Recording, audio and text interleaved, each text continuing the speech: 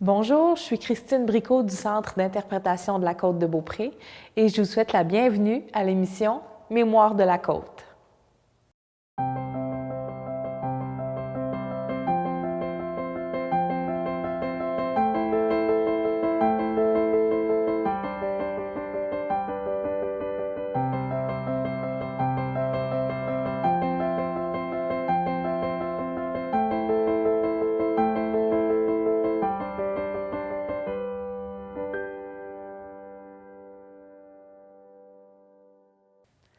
Cette semaine, nous avons le plaisir de rencontrer un homme qui nous a grandement impressionnés, vous allez le remarquer vous aussi, par sa mémoire, disons, hors du commun.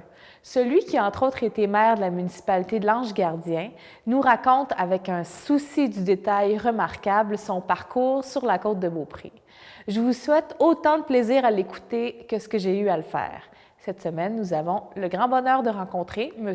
Ulrich Fecteau. Bonne émission. Bonjour, M. Fecteau. Bonjour. On est ici pour parler de vous. Parlez-moi un petit peu de vous, d'où vous venez, votre parcours.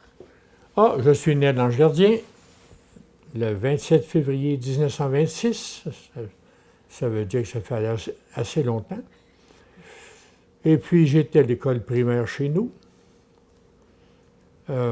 Des classes mixtes dans le temps. Alors, 2 classes en même temps, mais enfin, on avançait quand même. Et puis, quand mon père s'est procuré une auto, il a décidé que j'allais à l'école en ville, Québec. J'ai commencé le cours classique chez les périodistes, ce qui est aujourd'hui le cégep de Limoilou. J'ai fait quelques années là, jusqu'à temps que je me casse une jambe au hockey. Et au printemps, que je me fasse casser les os de mes pieds. J'étais très actif, alors ça m'a joué des tours. J'étais, comme on dit, fourré partout. Alors, ça m'a joué des mauvais tours, si bien qu'avec le père Bernier, qui était le procureur, il me recommande de recommencer mon année. Alors, j'étais rendu en méthode, la 3e année. Mais à ce moment-là, ça avait changé de supérieur. C'était le père Kello, un Belge, qui était là. Avant, c'était le père Gauthier, qui était un Français, en 1939 à 1943. Et puis, le père Kello, vu que j'avais manqué, moi, pour ma part, j'avais manqué une récitation, le père est rouvert des fables de La Fontaine, puis il nous disait « récite-t-on celle-là ». Alors, moi, par hasard, je ne savais pas par cœur, celle-là, quand une fable de La Fontaine dans le livre. Pas nécessairement facile de toutes les avoir. Il y en a qui nous marquent, il y en a qu'on n'a pas intérêt du tout. Alors, j'ai eu 55 %. Ils nous ont réunis dans la salle des visiteurs. On était 17 dans la classe. Au mois de décembre, qui avait manqué un examen sur le groupe. Okay. Mais lui, c'était un Belge. Alors, il n'était pas adapté à notre formule. À nous autres, on a la reprise. On a quand même le 2e examen au mois de mai, où on pouvait se reprendre, même qu'on pouvait avoir une reprise encore au cours des vacances. Les 17, ils voulaient nous faire une classe spéciale. Alors, on avait décidé en groupe qu'on n'accepte pas d'être dans une petite Sorbonne. Alors, Sorbonne, c'est assez à Atlas à Paris. Oui, université prestigieuse. Alors, on ne voulait pas avoir de petite Sorbonne. On a tous démissionné, on a tous fiché le camp. Tout le monde est sorti. Avec le résultat, quand j'arrive au bureau, je pars de Limoilou. Mon père avait son bureau sur la rue de la Tourelle, pas loin de la rue Saint-Jean. Oui. J'arrive avec mon paquet de livres dans les bras. Il dit « Qu'est-ce que tu viens faire ici? » J'ai dit « Fini en bas. » Alors, qu'est-ce que tu fais? Je ne le sais pas, on va y penser. Alors, mon père a contacté un ami. Il dit, moi, je voulais. Il dit, veux-tu aller à l'école encore? Oh, oui, je suis prêt à continuer, moi. Ah oui? Mais pas là. Fini de latin et le grec. Alors, il contacte un ami Vézina, qui était auditeur à Province de Québec, qui était un coparoissien. Et mon père était maire dans le temps. Ah oui? oui. Alors, il y avait affaire de temps en temps à lui comme référence. Hein? Ouais. Puis, comme je vous ai dit, mon père n'avait pas une grosse instruction, mais un très bon jugement, puis il était ambitieux aussi. Hein? Puis, Il vous a transmis ça. oui, peut-être. Alors, dans toute mes pratiques, il m'envoie passer un examen quotient intellectuel Ah, et d'orientation avec l'abbé, sur la rue Garneau, avec l'abbé Jean-Noël Tremblay, qui était là, et puis l'abbé Étier. mais vous avez les noms en tête, vous avez tous les détails. Oui, en haut de la lunette, ça fonctionne encore. Alors, je passe l'examen sur 7 jours, 7 demi-journées. Vous savez, quand il me manquait une patte de table, il me disait qu'est-ce que c'est qu'il ne pas là-dedans. Ben, comme quotient intellectuel, moi, je calculais que c'était assez facile. Hein? Ben oui. Alors, j'ai un quotient intellectuel assez élevé. Ah, ben, dis-toi, là, tu es bon pour le cours secondaire, un cours scientifique à l'Académie de Québec, avec tes frères. Il n'y a pas de problème. C'est où? Ben, c'est tout proche d'ici. Ah bon. C'est à côté de l'Hôtel de Ville, dans le temps, au coin de la rue Cook et Chauveau.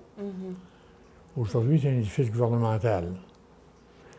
Alors, je me suis inscrit là avec le frère Clément Lequel. Là, à ce moment-là, vous avez quel âge? Vous avez... 43?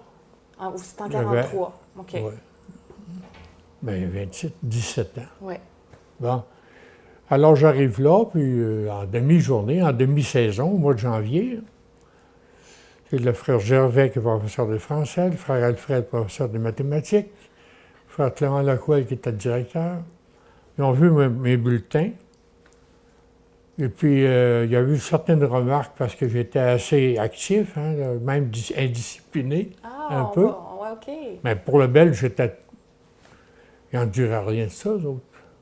Alors, ils n'étaient pas dans notre mentalité du tout. Alors, j'ai tombé avec les frères et on dit, toi, on va t'organiser. Frère Gervais, il dit, on va t'aider, tu vas passer ton année pareille. Oui. Alors, j'ai été aidé par ces frères-là, les frères d'école chrétienne, là. Frère Gervais, frère Alfred, Clément Lequel, puis frère Robert. Alors, j'ai passé mon année comme les autres. J'ai monté, j'ai gradué. Alors, j'étais moins fort que la moyenne, disons. J'étais dans la moyenne, disons. Là. Okay. J'étais pas excellent, mais on ne dit pas de problème. Tu vas t'en reprendre l'année prochaine. J'ai continué, j'ai jamais manqué une année. J'ai resté là, puis là, j'ai tombé dans le cours. J'avais eu mon cours scientifique, mon diplôme, des cours secondaires. Et à ce moment-là, mon cher parent faisait des démarches pour que l'Académie de Québec, qui faisait déjà un cours en sciences commerciales, OK. qui était d'un caractère universitaire, il a décidé, mon cher parent, que ça serait transféré. On serait, à l'avenir, gradué de l'Université Laval. Alors moi, j'ai fait la pré-scientifique, puis je suis tombé dans le cours universitaire. Ah oui, hein? C'est pour ça que j'ai gradué à l'université. J'étais de la dernière promotion dans la vieille bâtisse. L'année suivante, 52, c'était sur le site de l'Université Laval. Le campus à Sainte-Foy. Oui. Alors, c'est comme ça que j'ai eu ma maîtrise en administration. J'ai eu mon bac, même que j'ai eu là l'invitation d'aller à une fête en septembre pour ceux qui ont eu leur baccalauréat après 65 ans. Ah oui. Mais j'attends plutôt l'année prochaine, je devrais me rendre, peut-être avec mon tuyau pour m'aider, Votre calme.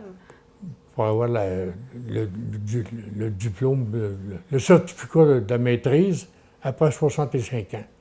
Parce qu'effectivement, c'est pas en 50, moi, que j'ai été gradué.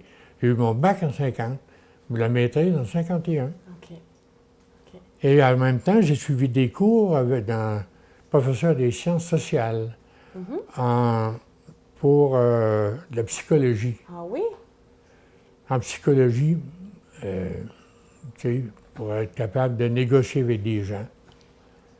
Ça, Puis c'était un pendant peu- la maîtrise? Oui. Oui, À l'intérieur de la maîtrise. oui, tu sais. c'est ça, OK. Alors, j'ai pas eu de diplôme parce que mon professeur est décédé.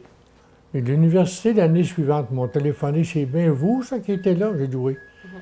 Votre diplôme est encore ici. J'ai dit, garde-le. Pas besoin. C'est à l'ouvrage, j'ai pas le temps. Effectivement, j'étais rentré, au lieu d'aller de prendre ce que je devais prendre pendant la vacance que je prenais chez moi, chez mon père, où j'ouvrais des lettres, j'ai vu là, que ça ne fonctionnait pas. Sur l'entrefaite, mon père a reçu un coup de téléphone parce qu'il voyageait à ce moment-là avec un architecte à Granby. Ah, OK. Il y avait une construction d'église. Là. Alors, il décide, les sœurs, ils avaient déjà fait une job à Tracadie, Nouveau-Brunswick, en 1943, où il y avait une léproserie Oui. avec un hôpital. C'est les sœurs hospitalières Saint-Joseph. Là, l'hôpital n'a pas au feu, mais mon père travaillait pour une autre compagnie dans ce temps-là. Il était gérant d'une compagnie Morissette. Mais entre-temps, il avait parti à son compte. Et la compagnie Morissette, n'ayant plus de gérant, il était en très bon terme avec le patron, qui était un architecte, qui, lui, n'avait pas le droit de pratiquer. Alors, il donnait les contrats à mon père. OK. Mon père continuait à entreprendre sous son nom, mais avec des contrats de la compagnie Morissette. Et puis, c'est comme ça que les sœurs hospitalières ont décidé de faire un hôpital à Bécomo, en 1953. Oui. Et entre-temps, les sœurs de Saint-Damien,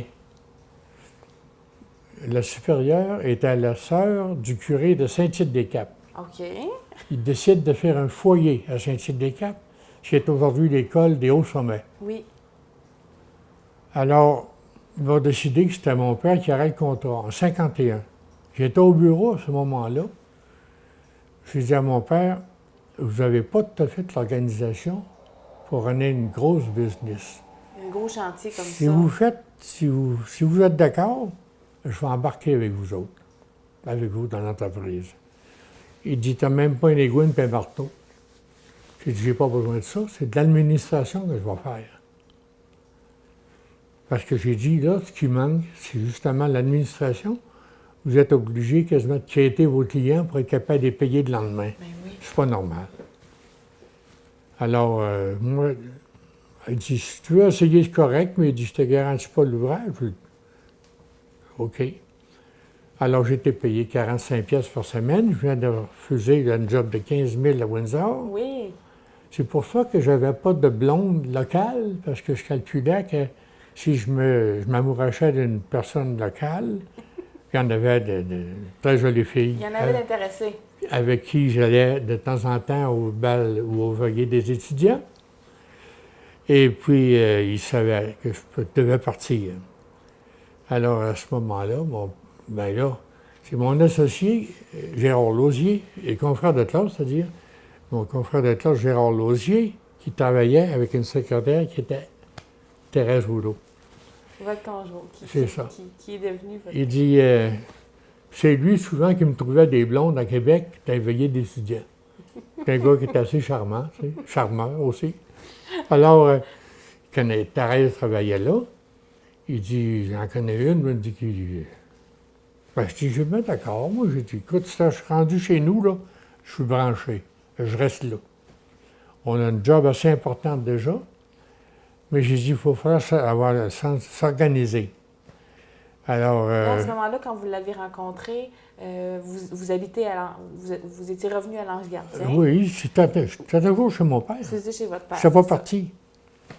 J'ai décidé de rester là, dans le mois qu'il m'avait calculé prendre comme vacances. C'est ça. Avant d'aller à Windsor en janvier. En juin, c'est-à-dire. Alors, c'est comme ça que j'ai rencontré Thérèse, me l'a présentée, puis on a été à une veillée d'étudiants, puis on a décidé de... Ça fitait. Ça fitait. Vous êtes fréquentés durant combien de temps avant de vous marier? Ah ben, c'était en 51. Et puis, on s'est mariés en 55. OK. Et comme l'ouvrage avait repris pas mal, à ce moment-là, moi, j'étais embarqué, on a organisé la compagnie. Là, j'ai fait appel sur recommandation, justement, de M. Vézina, qui était un confident de mon père, l'homme à qui mon père avait confiance. Oui. M. Vézina est un CA. Alors, moi, j'avais une maîtrise d'administration qui n'est pas tellement loin des CA. Oui. Alors, je contacte M. Vézina, puis je lui dis, écoute un peu, il va falloir organiser une compagnie. Ça n'a pas de sens, on ne peut pas marcher comme ça.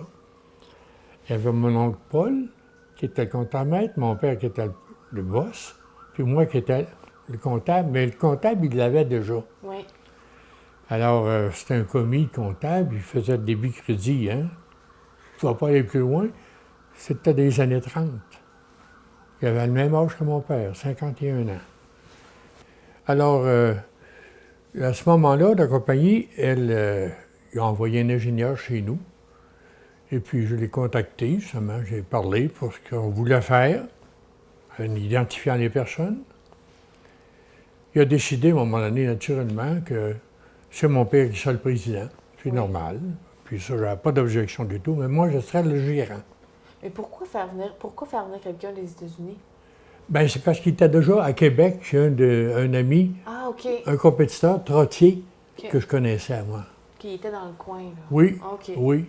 Puis il avait réorganisé cette compagnie-là, qui était une compagnie de famille encore, de parents. Alors, on tombait juste bien avec ça. Alors, on a décidé que mon oncle Paul, qui était très habile de métier, était un homme de métier, un gars qui était bon à dessin, et puis, alors, lui, il sera le contre-maître, le surintendant. Moi, je serai le gérant des projets. Oui. Mon père sera l'évaluateur, le président, mais lui, il fera les évaluations, parce qu'il connaissait le métier avec mon oncle Paul. Mais quand l'ouvrage est en marche, je devenais le gérant de tout ça. Les achats, les emplois, les négociations avec les sous-traitants, c'était ma job. Et en même temps, je surveillais le coût des jobs chaque fin de semaine, mettons, pour savoir où on était rendu.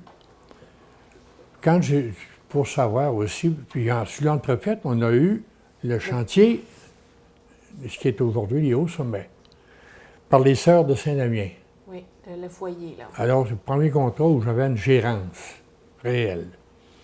Alors, j'ai rencontré la sœur économe, sœur Saint-Joseph, son assistante, sœur Saint-Rédempteur, toutes des sœurs qui avaient ces noms-là dans le temps. Alors, j'ai rencontré toutes les semaines sur le chantier à Saint-Tite. Et puis, de là, j'ai eu d'autres chantiers à faire à Saint-Damien, à leur maison à Québec. Pour résumer cette section-là, j'ai travaillé 30 ans pour les Sœurs de Saint-Damien, de 51 à 81. Ah, OK. 22 millions de contrats en gérance de projet. Pour eux autres. Ça, c'est Rivière-Ouelle, c'est Saint-Damien, puis c'est Québec, puis... Enfin. Mais c'était quoi de travailler avec son père? Qu'est-ce que ça faisait de travailler avec son père? Disons, étant donné l'organisation, chacun avait sa fonction, un n'embarquait pas dans l'autre. Il me laissait aller, moi, parce que ça allait bien. Puis, moi, entre-temps, aussi, j'avais été voir le gérant de la Banque provinciale. Première semaine, je travaillais chez nous avec 45 piastres. J'ai dit, moi, aller ouvrir un compte. Alors, je demeurais chez nous, j'étais garçon. Et puis, je rencontre M. Rosaire Plamondon, le gérant, qui était en haut de la cour de la fabrique, de bâtisse en rond, là, un coin en rond. Là. Aujourd'hui, je ne me rappelle pas trop. En tout cas, n'importe peu. Alors, toute fin pratique, M. Rosaire Plamondon, il dit, considérant l'expérience de ton père, puis il dit, l'opportunité que tu peux apporter, moi, je suis prêt à vous donner 35 000 de marge de crédit. Oui. Puis je suis correct, ça fait. Mon père faisait affaire avec la banque de Montréal, au coin de la Côte du Palais et de la rue Saint-Jean. Okay. Elle est encore là. Il y avait 2 000 de marge de crédit. Oh, c'est toute une différence. Alors, il n'était pas capable d'opérer. De grosses affaires, c'était passé. Alors, quand j'ai arrivé avec 35 000 au bureau, mon père il me dit, dans son expression, il n'y aura pas mes culottes, celui-là. Parce qu'il sortait d'une crise, mon père. Hein? J'ai dit à mon père, j'ai écouté, il ne veut pas avoir nos biens. Il veut tout simplement nous louer de l'argent de la même façon qu'on loue le plancher ici. On est à loyer, là. vous payez tant par mois pour être au deuxième étage de ce qu'on appelait le magasin de Gauvin les cravates. Ah oui? Oui. Pour être au deuxième étage, deux chambres, deux appartements. Une pour M. Ernst, qui était le comptable, ou le commis. Là. Moi, j'avais une chaise dans le même bureau, et mon père avait l'autre bureau. C'était où, à l'Ange Gardien? À l'Ange Gardien, c'était à rue Saint-Jean. Ah, oui, excusez, oui. C'est à rue Saint-Jean, Oui. ça. 104 rue Saint-Jean. OK. Alors, mon père m'a dit là-dedans, il n'y aura pas mes culottes. J'ai dit là, lui, il veut nous louer de l'argent. Comme la même façon qu'on loue le bureau ici, vous payez toi et moi. Lui, si on a besoin de 10 000 $, il va nous la louer. Oui. On va lui redonner au plus vite. Parce qu'aussitôt que le client va nous aurait payé, on va lui retourner son 10 000. Vous lui avez appris. Alors, j'ai dit, il va nous charger de l'intérêt rien que sur le 10 000 pendant qu'on l'a, et non pas un mois. Le loyer que vous avez là, vous l'avez pour un an. Vous allez tout être renouvelé. Oui. Alors, à un moment donné, ça ne marchait pas. Hein. Il avait dit, il n'y aurait pas mes culottes, celui-là. Là, j'ai passé encore, de la même façon, par Albert Vézina. M. Vézina avait confiance en moi, puis lui, il avait confiance aussi. Mon père avait confiance, mais il ne savait pas ma démarche. Oui. Il ne fallait pas qu'il sache non plus. Puis Albert était bien discret dessus, M. Vézina. Alors, toute fin pratique, là, on se réunit au 11e étage du restaurant. Là, j'ai oublié le nom d'un coup sec. Enfin, sur le boulevard Charest. OK. Je regrette le nom, là. Il m'échappe, là. Il reviendra. Là, la mémoire, Il là, reviendra. flanche. Bon. Il reviendra. Alors, à ce moment-là, on a rencontré M. Boulanger, le gérant général de la Banque nationale, c'est-à-dire la Banque provinciale dans le temps, qui est devenue la nationale.